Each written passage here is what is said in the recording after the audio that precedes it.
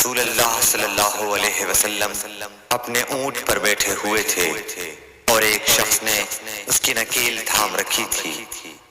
آپ صلی اللہ علیہ وسلم نے پوچھا، آج یہ کون سا دن ہے؟ ہم خاموش رہے حتیٰ کہ ہم سمجھے کہ آج کے دن کا آپ کوئی دوسرا نام اس کے نام کے علاوہ تجویز فرمائیں گے۔ پھر آپ صلی اللہ علیہ وسلم نے فرمایا، کیا آج قربانی کا دن نہیں ہے؟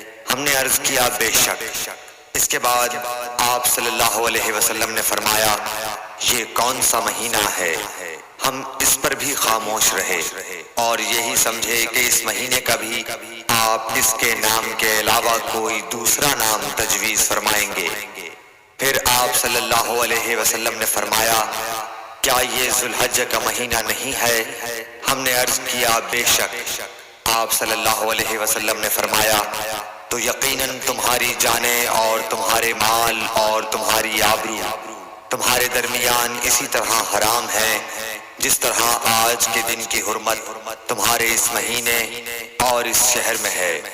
پس جو شخص حاضر ہے اسے چاہیے کہ غائب کو یہ بات پہنچا دے، کیونکہ ایسا ممکن ہے کہ جو شخص یہاں موجود ہے وہ ایسے شخص کو یہ خبر پہنچائے جو اس سے زیادہ یاد رکھنے والا ہو۔